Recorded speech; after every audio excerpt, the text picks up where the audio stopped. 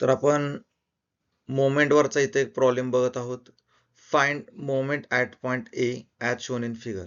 तर हा जो ए पॉइंट आहे आणि हे जे दिसते हे काय डायग्राम आहे. ह्या डायग्रामच्या प्रत्येक कॉर्नरला वेगवेगळे फोर्सेस ऍक्ट होत आहेत आणि आपल्याला मोमेंट ह्या सगळ्या फोर्सेसची मोमेंट अबाउट पॉइंट ए काढायची.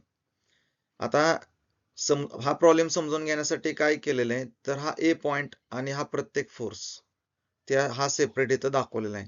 समजा हा ए पॉइंट आहे आणि हा 20 न्यूटन फोर्स आहे. ए पॉइंट आहे आणि 20 न्यूटन फोर्स आहे. तर ए पॉइंट पासून 20 न्यूटन फोर्स हे डिस्टन्स 2 मीटर दाखवलेले आहे. सेम 10 न्यूटन जो फोर्स आहे तो त्याची लाईन ऑफ ऍक्शन जी आहे ए वरच चाललेली आहे, तर ती इथं दाखवलेली आहे. सेम 30 न्यूटन फोर्स आणि हा ए, तर हा ए पॉइंट आणि 30 न्यूटन फोर्स ह्याची लाईन ऑफ ऍक्शन आणि त्याचं डिस्टन्स म्हणजे परपेंडिक्युलर डिस्टन्स 3 मीटर आहे. 40 न्यूटन फोर्सची लाईन ऑफ ऍक्शन आणि ए पासूनचं डिस्टन्स हे तुम्हाला इथं दाखवलेले आहे. सेम 50 न्यूटन फोर्स आणि त्याची लाईन ऑफ ऍक्शन इथं दाखवलेली आहे. 60 न्यूटन फोर्स आणि त्याचं लाईन ऑफ ऍक्शन इथं दाखवलेले आहे. परपेंडिक्युलर डिस्टन्स 3 मीटर आहे, लक्षात घ्या.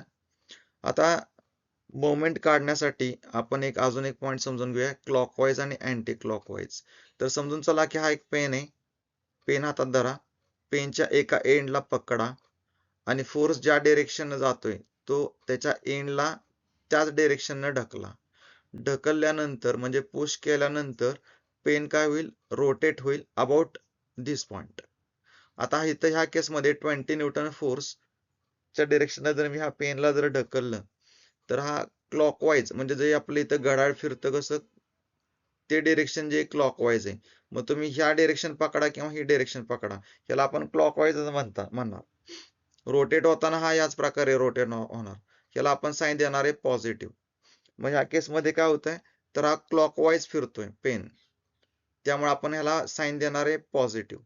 आता याच्या अपोजिट, समजा हा पेन होल्ड केलेला आहे, पकडलाय ह्या पॉइंटवर आणि त्याच्या दुसऱ्या पॉइंटला जर आपण ह्या डिरेक्शन जर फोर्स अप्लाय केला तर हा कसा फिरणार, घड्याळाच्या उलट्या डिरेक्शननं. म्हणजे घड्याळ जे फिरतं त्याच्या अपोजिट डिरेक्शननं गोल फिरलं तर आपण त्याला म्हणणार अँटी क्लॉकवाईज आणि त्याला आपण साइन देतो निगेटिव्ह. मग त्याची डिरेक्शन तुम्ही अशी निगेटिव्ह दाखवू शकता, अँटी क्लॉकवाईज डिरेक्शन ह्या प्रकारे दाखवू शकता. आता 20 न्यूटन फोर्स आणि ए इथं दिसतोय. तर मोमेंट म्हणजे काय की हा फोर्स आणि ही डिस्टन्स ह्या दोघांचा गुणाकार. 20 into 2 ही झाली मोमेंट. आणि मोमेंट क्लॉकवाईज का अँटी क्लॉकवाईज, तर ए पॉइंटला होल्ड करा, 20 न्यूटन न ढकला, त्याच डिरेक्शनला ढकला, तर आपल्याला प्लेन क्लॉकवाईज डिरेक्शन फिरताना दिसेल. म्हणून आपण इथं पॉझिटिव्ह साइन घेतले. म्हणजे 20 न्यूटन फोर्सची अबाउट ए पॉइंट मोमेंट आली +20 into 2. आता 10 न्यूटन फोर्स आहे. 10 न्यूटन फोर्सची लाईन ऑफ ऍक्शन ए वरच चालली, त्यामुळे ह्याचं डिस्टन्स नेहमी 0 असते. आणि 10 न्यूटन फोर्सला आपण काय करणार, इथं प्लस 10 न्यूटन घेणार, +10 into 0.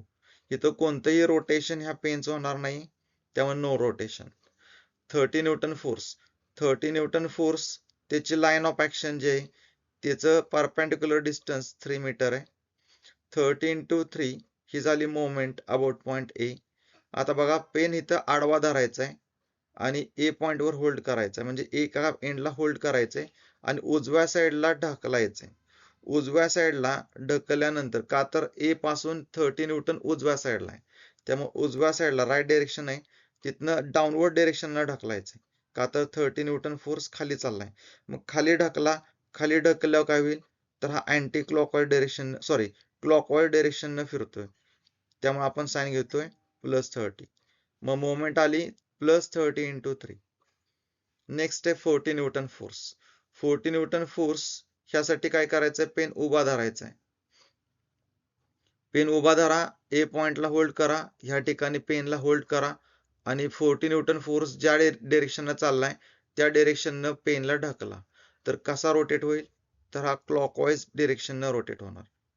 क्लॉकवाईज डिरेक्शननं रोटेट होतोय, सॉरी अँटी क्लॉकवाईज डिरेक्शननं रोटेट होणार. पेन कसा रोटेट होणार आहे, अँटी क्लॉकवाईज डिरेक्शननं फिरणार आहे. मग अँटी क्लॉकवाईजला आपण काय म्हणले, मायनस, म्हणून मायनस. मोमेंट म्हणजे काय, 40 गुणिले हे 2, हे डिस्टन्स. मग अँटी क्लॉकवाईज म्हणून मायनस घेतलेलं आहे. मग मोमेंट किती आली -40 × 2. पुढे आहे 60 न्यूटन फोर्स. 60 न्यूटन फोर्स ह्याचं डिस्टन्स आहे 3. मग किती येईल 60 × 3 ही झाली मोमेंट. आता पॉझिटिव्ह का निगेटिव्ह ह्यासाठी काय केलं, पेन ए पॉइंटला पकडा, 60 न्यूटन डिरेक्शननं काय करा, अपवर्ड डिरेक्शन आहे, अपवर्ड डिरेक्शननं ढकला. का तर हा 60 कुठे चाललाय अपवर्ड.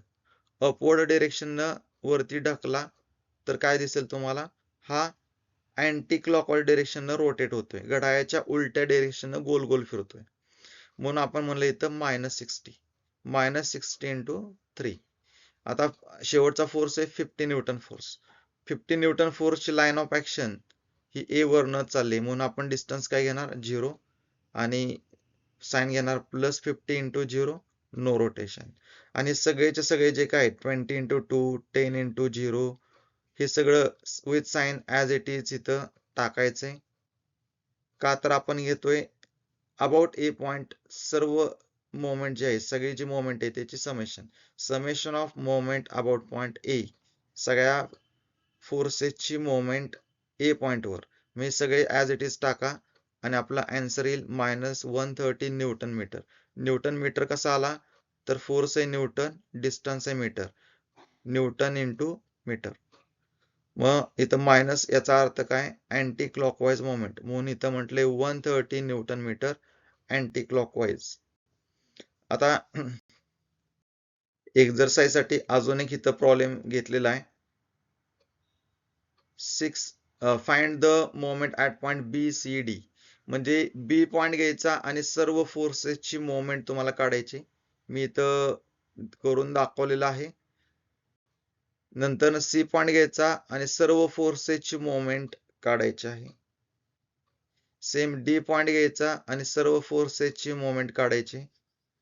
तर इथं मी करून ठेवलेलं आहे, तुम्ही एकदा स्वतः प्रॅक्टिस म्हणून करा, आन्सर्स चेक करा की तुमचे येत आहेत का. ह्या ठिकाणी काय केलंय की एक सॅम्पल दाखवलेलं आहे की इथं पेन होल्ड केलेला आहे आणि जो फोर्स आहे तो इथं काय असणार, ह्या डिरेक्शननं पेनच्या ह्या एंडला ढकलतोय. ह्या केसमध्ये काय, तर फोर्स अपवर्ड डिरेक्शननं ढकलतोय. तर त्यावेळेला कशा प्रकारे क्लॉकवाईज मोमेंट येणार, अँटी क्लॉकवाईज मोमेंट येणार, हे आहे. हे याचा अर्थ फोर्स कुठं असणार, डाऊनवर्ड डिरेक्शननं ढकलतोय. ह्या केसमध्ये राईट साईडला ढकलतोय. तुम्ही होल्ड, हा जो पॉइंट आहे ह्या ठिकाणी तुम्ही होल्ड करताय पेनला, लक्षात ठेवा.